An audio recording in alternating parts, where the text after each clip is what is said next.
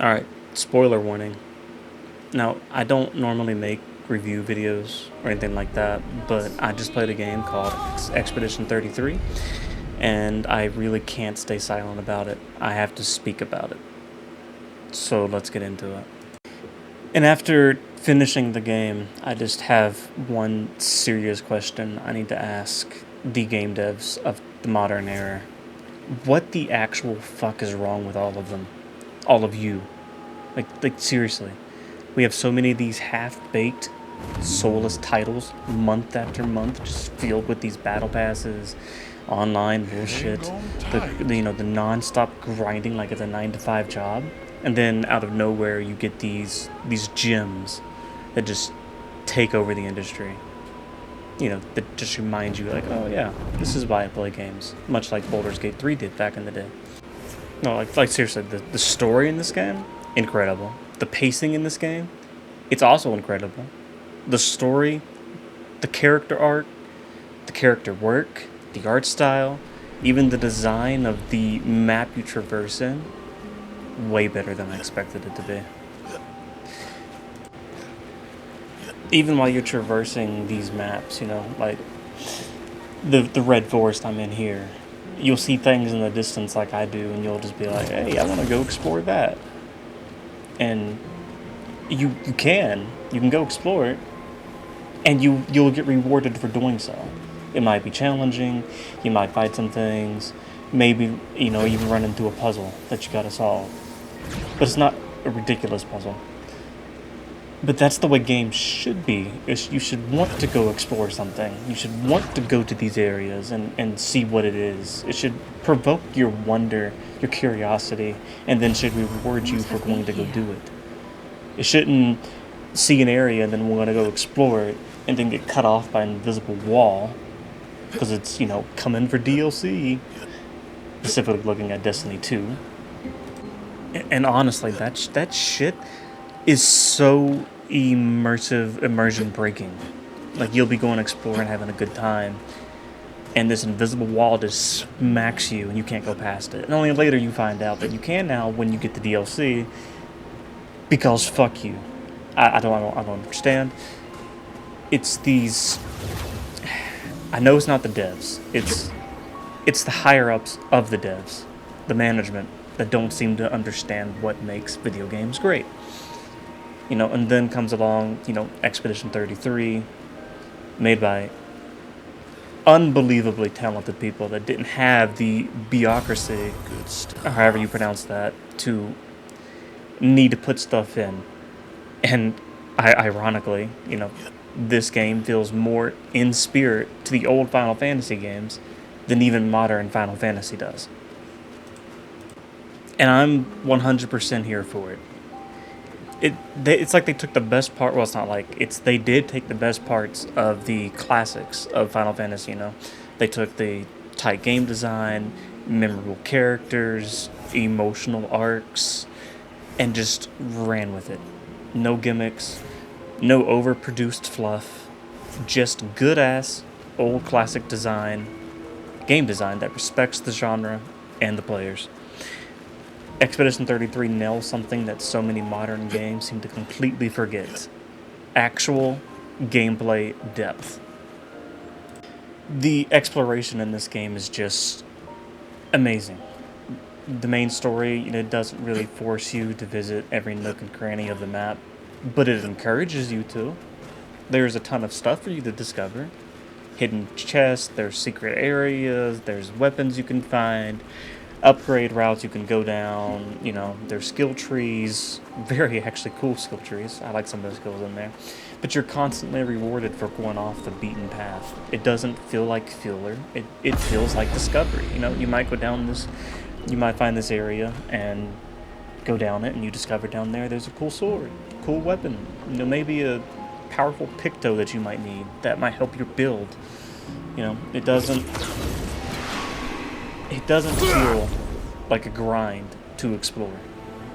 It feels rewarding, which is how a game should feel. And now let's talk about the combat. This isn't the button mashing, turn-based system. If you don't build your team the right way, you're going to get your shit wrecked. You have to think, assign skill combos, you know, equip the right Picto mods to help your build, master the dodging, the countering, the blocking. It's strategic in the right ways. Every decision you make matters, because if you make a wrong move, you might wipe. Even the characters are interesting in this, you know? How do you go from this? Thing for old Lumiere. Okay, bye. Hey, come on. Hey. Hey, look. I know we failed before, but look, you doofus. Don't you recognize her? Of course I do. Then you know what that means. This is our shot. It might be our only shot. This is your only shot. Out of the question. I will never join you again. There will be a lot of fighting, though. Oh yeah, that's true. Yeah, it's true. There will be a lot of fighting. Exactly. Count me in then. Good. Good. Good. Good. Yes, good. Noko's coming too. To this. It's not just about power. Solus has messed up Elgernon's plans before. Nothing's bigger than dragons. But they're clever enough to take flight once they smell danger. Elgernon smelled danger. Whatever the reason, we made it through. And this time, no dragon escaped. Thanks to Tosh. That's why we recruited her. Actually, Tosh uses them for themselves now. They asked us to let folks know, so now you do. Yeah. I appreciate it. Thank you for telling me. That's why we recruited them.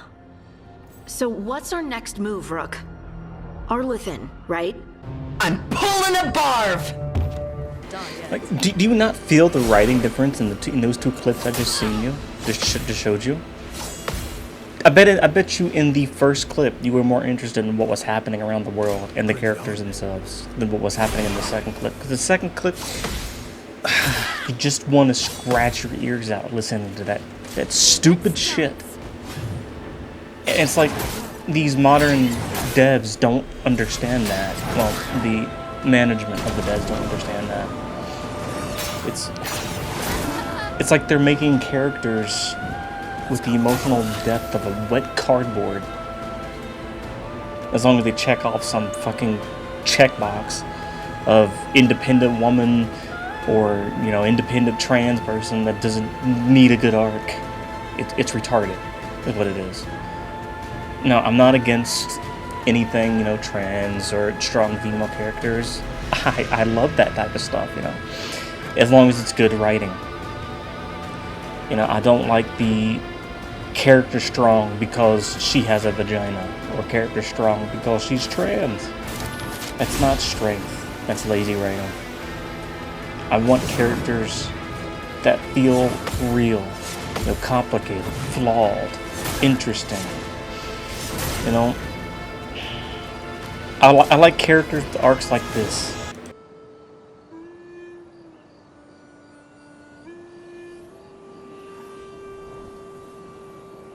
What are you working on? Contingency plans. If we fail, Expedition 32 will need every bit of information we have. Right, but how are you going to get it to them? I asked the Gestrals for help. Smart.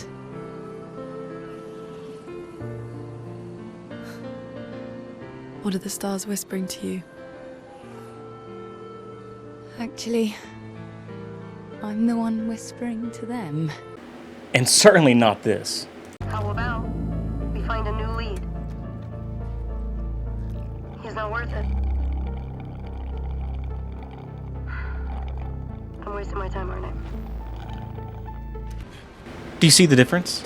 One draws you in. Once you want to get to know the story, the backstory, see more of the dialogue. The other just makes you want to shut the thing off. Now, in fairness, the other one hasn't came out yet. I get that. But it's just the feel of it. I know it's just a trailer. It doesn't show the whole gameplay and all of that.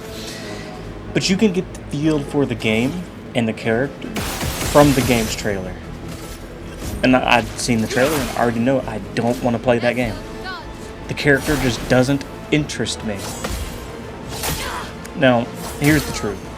I'm gonna say the truth as old as gaming, as old as time itself, right? Sex sells. It's not just about the sex appeal, it's about the appeal, period. You want to create characters that women want to be, and men would want to be with. Same with male characters. You want to make guys, you know, like Leon S. Kennedy, or Geralt. You know, men want to be them, women want to be with them. That's not sexism. That's just good writing, good storytelling. I'm just making this video because I'm genuine pissed off here, and frustrated. So frustrated I'm fucking up my speech, because all gaming should be like this. Each story should be different, and I just don't like where gaming is heading. You know, games like Expedition 33 and Baldur's Gate 3 stand out because they're groundbreaking, and because we remember what makes games fun. Those devs remember what made them fun. And that shouldn't be rare. And the core concepts to making, you know, a fun game isn't that complicated. It's really not. You know, there's just 3 main pillars that people really like to do, and it's a lot like the pillars of, you know, a good dungeon master for D&D or Pathfinder 2e. You know, pillar 1, exploration. Give us reasons to go off the path. Make us wonder what's over there, and actually reward us for doing it. Not putting an invisible wall and saying pay $20.99 for DLC to explore this section. That's immersion breaking garbage. And then, you know, there's pillar 2.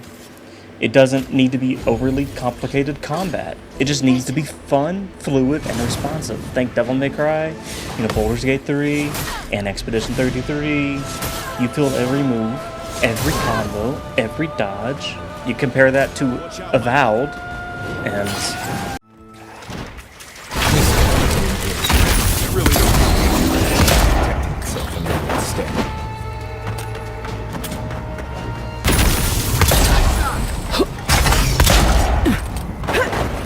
now, to be fair, that guy that I took the clip from, you know, he mastered the combat system down pat. But that's exactly my point. You shouldn't have to master a combat system for it to feel fun to you. You know, think games like Devil May Cry. Whenever you play it, it's still fun no matter what. But when you master it, it feels a lot different than just mastering a game like that. Like here's a clip for Devil May Cry, completely mastered. I won't lose the likes of you.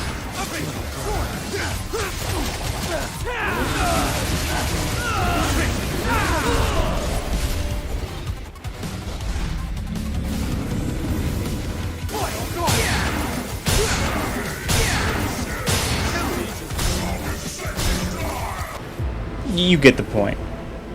But now the next pillar, you know, writing and roleplay. You know, roleplay opportunities. If your story sucks, nobody is going to care. Period. We need good characters, good backstories, good lore, and we need a good beginning to the story, a middle ground, and an end. A story that respects our time and our investment. That goes for the ending too. It needs to respect the players. Now, you know, just even the dialogue in Expedition 33, they have their moments where they're funny, but it's never immersion-breaking funny, like in the Marvel movies. It's always in character, fitting in the world of the character that's being funny. You know, it just fits. It even adds to the experience, makes you feel like you're part of something, part of the magic. I'm just fed up with how modern gaming has forgot this. Expedition 33 is a 10 out of 10. And honestly, it just proves that it's something fun. It proves what fun is and what fun can be. It proves what gaming can be. And I hope, honestly, that it wins Game of the Year. Over GTA 6. I said it. I hope it beats GTA 6.